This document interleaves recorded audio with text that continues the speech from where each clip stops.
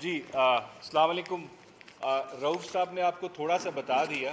ये जो United Nations का वर्किंग ग्रुप है, ये यूनाइटेड नेशंस की एक सब्सिडरी बॉडी है जो ऑब्जर्व करता है ह्यूमन राइट वॉलेशंस को किसी ख़ास इंसिडेंट को देखने के लिए। अब इसमें देखें, एक चीज़ समझने की ज़रूरत है। यहाँ पे क्रिटिसिज्म आ रहा है कि जी बाहर के मुल्क में पाकिस्तान की शिकायतें लगाई जा रही हैं।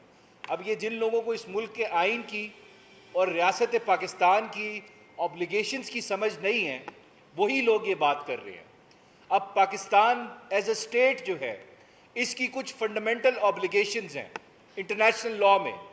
अब इंटरनेशनल इसमें दो कन्वेंशन का जिक्र है, इस रिपोर्ट के अंदर। एक है United Nations declaration of human rights, जिसको 194 कंट्रीज ने साइन किया हुआ है, रेटिफाई किया हुआ है बशमूलियत पाकिस्तान ने। फिर International Convention on Civil and Political Rights 1966 की ये ट्रीटी है, कन्वेंशन है, जिसको पाकिस्तान ने साइन भी कर दिया है, रेटिफाई भी कर दिया है 2010 में। अब इस चीज़ का इफेक्ट समझने की ज़रूरत है कि जब आपको इंटरनेशनल ट्रीटी साइन करते हैं, उसका इफेक्ट क्या होता है।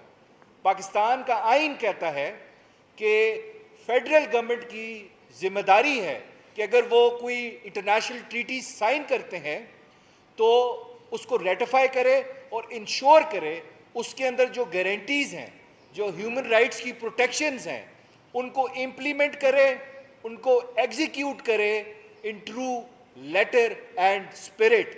तो एक ट्रीटी जब साइन होती है तो वो उस मुल्क का लॉ ऑफ द लैंड बन जाता है।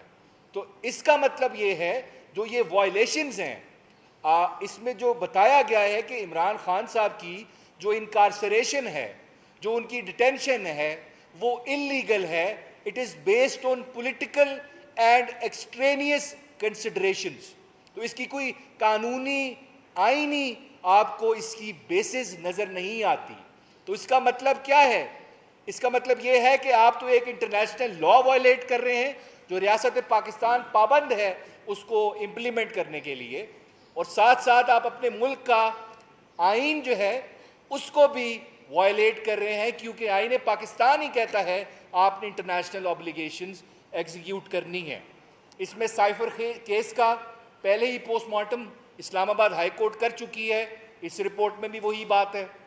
फिर तोशाखाना केस का भी जिक्र है, और जितने भी केसेस बनाए गए हैं इमरान खान साहब पे, उन सब में एक चीज़ कॉमन है, उन सारों में ड्यू प्रोसेस और फेयर ट्रायल नहीं दिया गया, जो आपके आईन पाकिस्तान भी आपको गारंटी करता है और आपको इंटरनेशनल लॉ भी गारंटी करता है, जो रियासत पाकिस्तान पाबंद है उसको इम्प्लीमेंट करने के लिए। अब इसमें दो बड़ी इंपॉर्टेंट बातें हैं जिनका रऊफ साहब ने थोड़ा सा जिक्र किया।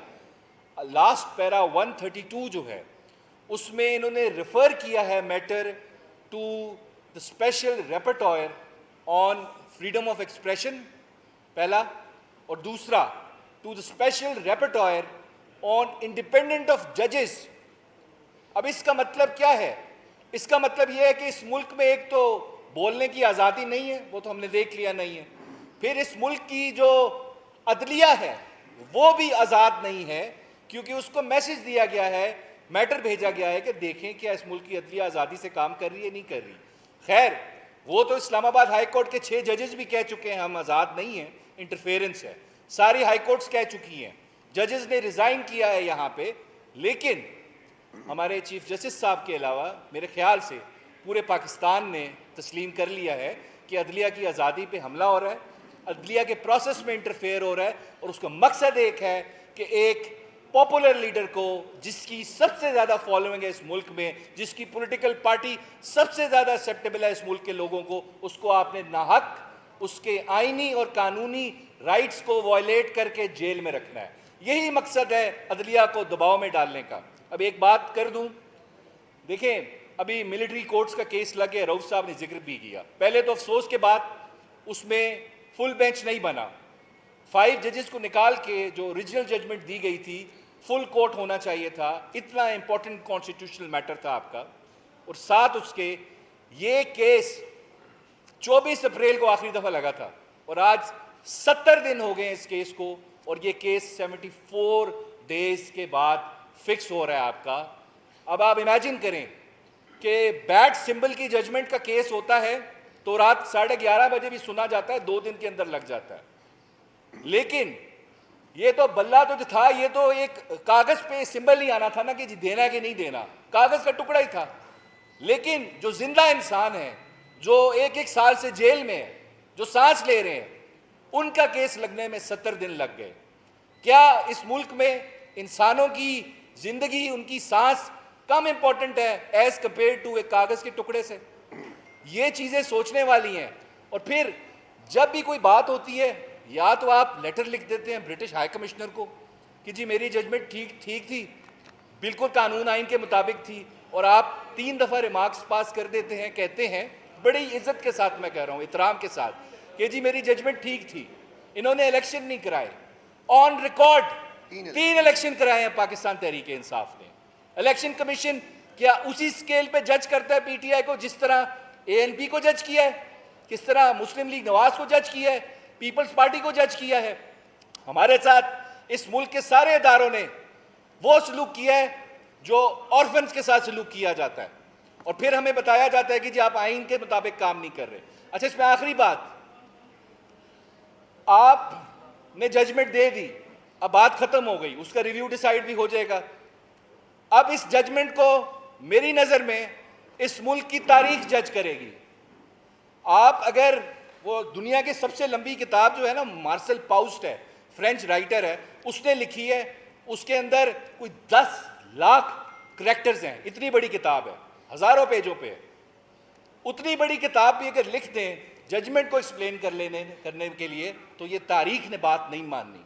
आप कोर्ट के अंदर तो कह दें कि जी मेरी जजमेंट ठीक थी, आपकी गलती है, लेकिन इस जजमेंट को जज तारीख करेगी और उसी स्केल पे करेगी, उसी पैरामीटर पे करेगी जिस पे मौलवी तमीज़ुद्दीन केस जज हुआ, जिस पे 200 केस जज हुआ, जुल्फ़कार अली भुट्टो केस जज हुआ, नुसरत भुट्टो केस जज हुआ, आसमा जिलानी केस जज हुआ। क्योंकि जब भी नजरिया ज़रूरत हावी हुआ आइन और कानून पे, वो उस वक्त तो जजमेंट ठीक लगी, लेकिन तारीख ने उस जजमेंट को ना माना, ना उसको कबूल किया, और बिल्कुल वो कोर्ट करने के काबिल भी जजमेंट नहीं बनी। और इस जजमेंट से इस मुल्क की जमहूरियत को नुकसान हुआ है, जो हमें तारीख बताएगी। ये आप मेरे अल्फाज लिख लें, विद पैसेज ऑफ टाइम ये चीज़ इस्टेब्लिश होगी। बाकी रोक साहब बताएं। थैंक यू अबूज़र साहब। आप ये जो इसके अलावा जो एक केस है जो मैं डिस्कस करना चाहता हूँ, वंस अगेन अबूज़र से मैं चाहूँगा कि वो असिस्ट करें, मदद करें। वो है ये जो हमारा रिज़र्व सीट्स का केस है, जो कि एक्चुअली तो 2-3 दिन में ख़त्म हो जाना चाहिए था, लेकिन मेरा ख्याल है पिछले 2 हफ्ते से चल रहा है, और अभी एक